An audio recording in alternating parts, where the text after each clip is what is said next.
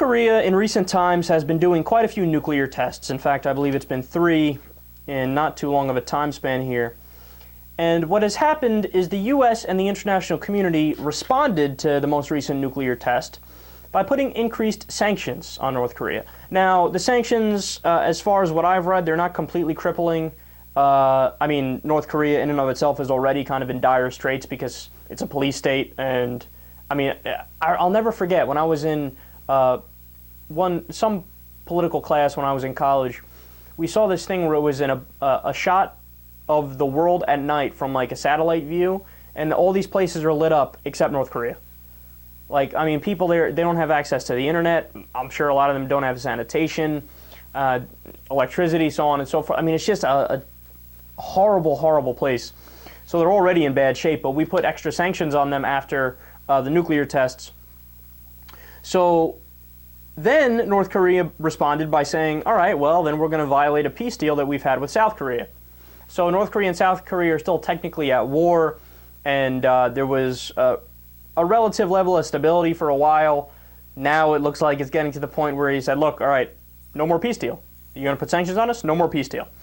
So then the situation escalated and got somewhat serious 2 days ago when, quote, 2 days ago, North Korea shut the last remaining line of communication between the two Korean militaries, warning that not words but only arms will work on the U.S. and the South Korean puppet forces.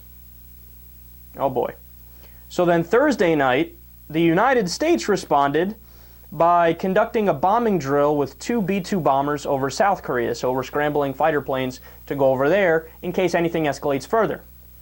So then Kim Jong-un heard about that, and then on Friday morning, he ordered his country's missile arsenal, and this is today, he ordered his country's missile arsenal be ready to strike South Korea and the United States if necessary.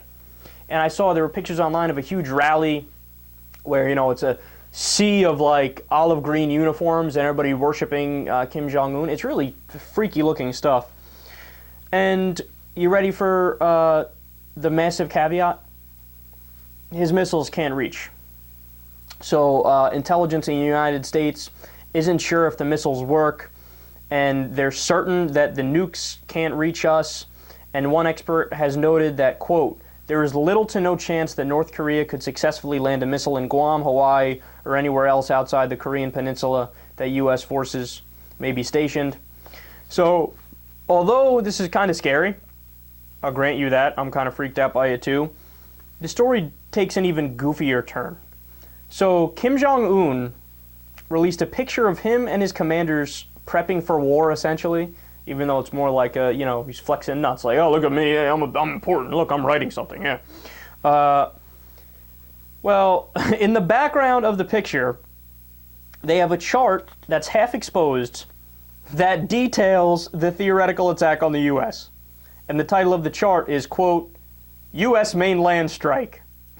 As Business Insider put it, not so subtle title. And then it says he'd attack Austin, San Diego, Honolulu, and Washington. In fact, on the chart, there's literally lines that are drawn that show you where the attacks are going to happen. Now, was it on purpose? I don't know. Did he put it there to be like, look, are you scared? Look what I'll do, right? Or was it an accident? Now, honestly, when it comes to, it's anybody's guess, because when it comes to Kim Jong-un, I mean, he's such a ridiculous human being, and North Korea is so monumentally dumb as a country. The leadership, not the poor people who are repressed, but the leadership, that they might just be that dumb where they're like, yeah, I don't see anything wrong with that picture, send it out. So who knows? But then the most important question about this, and the crux of the matter is this any different from previous North Korean escalations? Now, some people think yes, and some people think no. The biggest difference that I've seen is that there's a new South Korean president who takes a harder stance against North Korea, and also the fact that Kim Jong-un is young, he's inexperienced, and he's new to this, and that makes for increased fears, because, you know, he might be even further off his rocker than his father was. So, I don't know, man. I mean, I'll keep you guys updated as we go along here, but the only thing, by the way, last point on this real quick, you know what kept crossing my mind as I kept reading article after article about him acting a fool? Like, calm the fuck down. Like, who do you think you are? Now, you guys know I got a million problems with the United States and the way our government functions, so on and so forth. But, dude, our military is bigger than the 14 next biggest militaries combined. Now, I think we should cut it drastically, right? But your little rinky-dink country stands no chance. You would be obliterated in a matter of milliseconds, and you know that. You have to know that. If you don't know that, you're beyond moronic.